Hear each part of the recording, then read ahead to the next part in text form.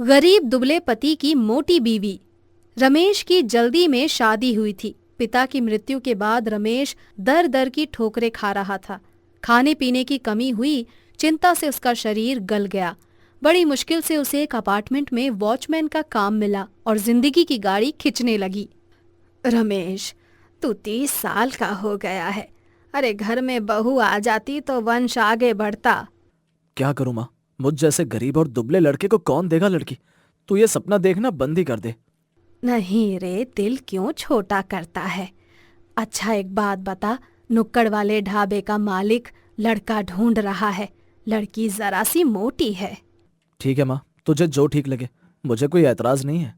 रमेश की माँ के हाँ कहने के बाद ढाबे वाला अपनी लड़की मोहिनी से रमेश की शादी के बारे में बात करता है।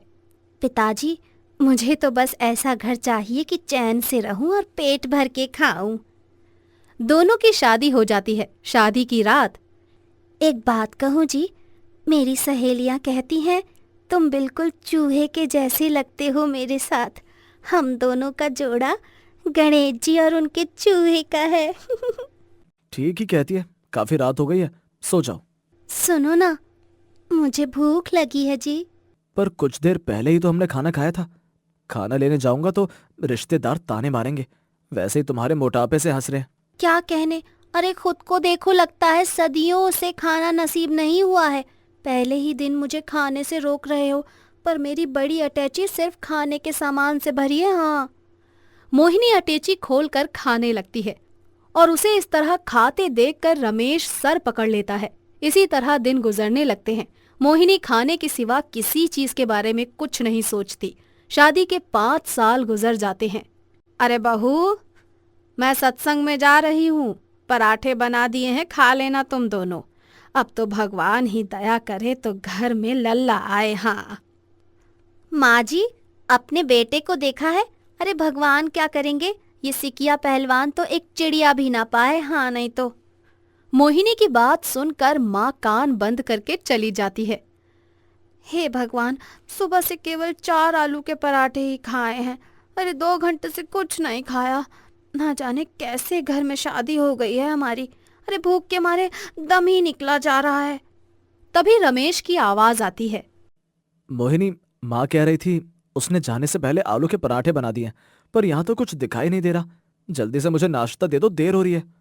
आय हाय हाय, अरे तुम्हारी माँ ने कोई 24-25 पराठे नहीं बनाए थे, मात्र 4 पराठे बनाए थे।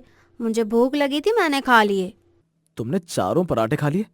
तुम्हें पता है ना, कभी अपना शरीर देखा है? 70 किलो वेट है तुम्हारा। सुनो, मेरा मुंह मत खुलवाओ।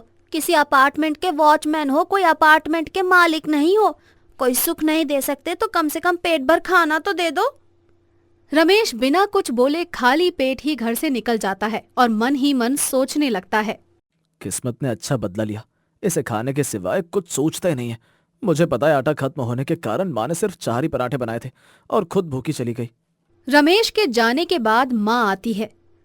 क्यों री, रमेश ने नाश्ता कर लिया? दिन प्रतिदिन दुबला होता जा रहा है मेरा बेटा। अरे उसका ध्यान रखा कर तू। अरे रहने दो बातें बनाना सासू माँ जी। इतना ख्याल होता मेरे बेचारे पति का तो ज्यादा पराठे बना के जाती। वो तो मेरी ही भूख ना शांत कर पाए तो उनको क्या देती। ना जाने कैसे घर में शादी हो गई है। अरे पेट भर खाना भी हराम हो गया है हमारा तो। अरे दोनों के लिए 2-2 बनाए तो थे बेटा। शर्म नहीं आती? अब क्या इस घर में मेरा खाना भी गिना जाएगा?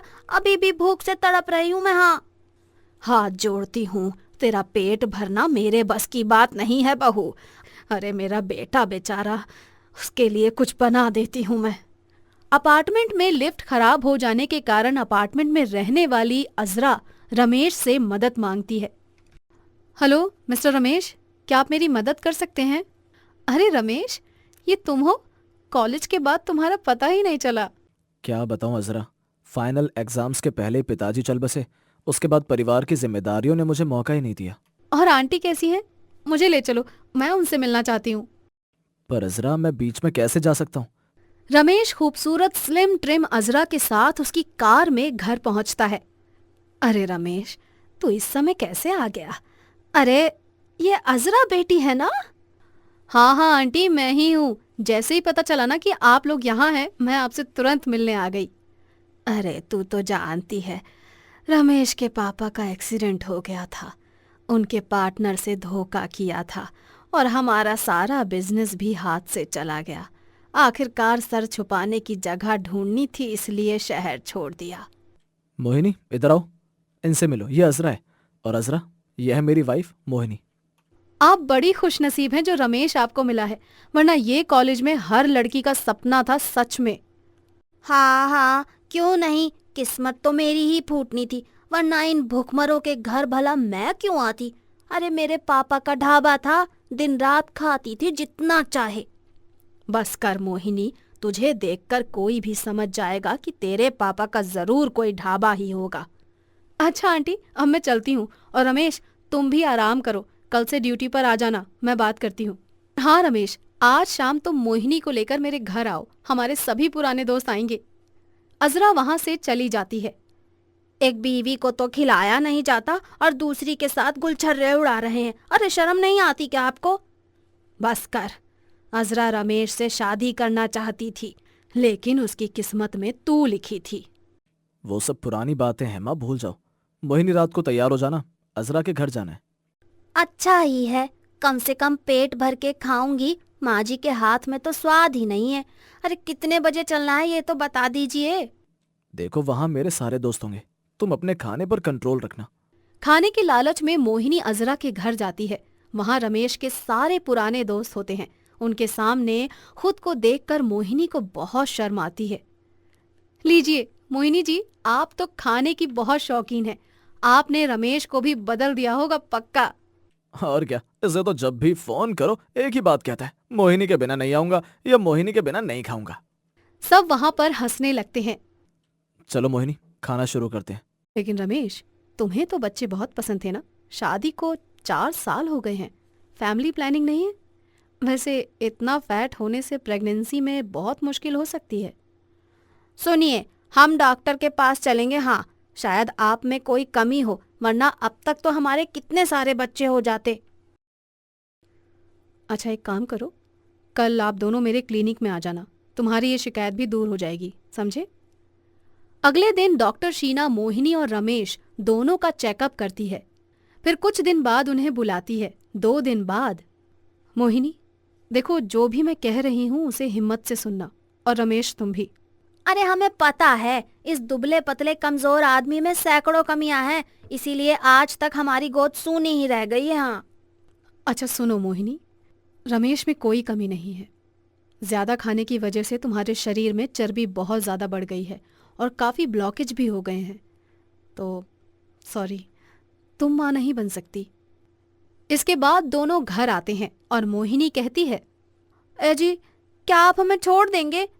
अरे हम तुम्हारे घर में कोई वारिस नहीं दे पाएंगे ना, इसलिए। पति पत्नी का नाता सिर्फ शरीर का नहीं होता। तुम मेरी पत्नी हो, अगर तुम माँ नहीं बन सकती तो हम बच्चा गोद दे लेंगे। सुनिए जी, मैंने कभी तुम्हें और तुम्हारी माँ को आदर नहीं दिया, सिर्फ अपने बारे में ही सोचते रहे हैं। फिर भी आप हमें इतना प्यार करते हैं, हमें माफ कर दीजिए। आज से हम अपने ऊपर पूरा ध्यान देंगी और अपना वजन भी कम करेंगी, और माँ बनने का सौभाग्य जरूर प्राप्त करेंगे हम। हाँ। मोहिनी डाइटिशियन से मिलकर अपने खाने का रूटीन सेट करती है और लगातार एक्सरसाइज और घर के कामों में लग जाती है। जल्दी ही वो अपना वजन काफी कम कर लेती है। एक दिन, ए जी, हमें चक्कर आ रहे हैं, हमें डॉक्टर के पास ले चलिए, बहुत कमजोरी लग रही है। डॉक्टर के यहाँ जाते समय पूरे रास्ते मोहिनी की आंखों से पश्चाताप के आंसू बहते हैं। डॉक्टर मोहिनी का चेकअप करती है और हंसते हुए कहती है, मोहिनी मुबारक हो, आप माँ बनने वाली हैं। आपने तो सच में कमाल कर दिया। दोनों खुशी खुशी ये सूचना माँ को देते हैं। समय आने पर मोहिनी को एक बेटा होता है, पर मोहिनी अपने वजन को कभी बढ़ने नहीं देती और पूरे घर की जिम्मेदारी खुशी खुशी संभाल लेती है। मोहिनी की देखभाल से रमेश की सेहत भी काफी अच्छी हो जाती है और सब कोई खुशी खुशी रहने लगते हैं।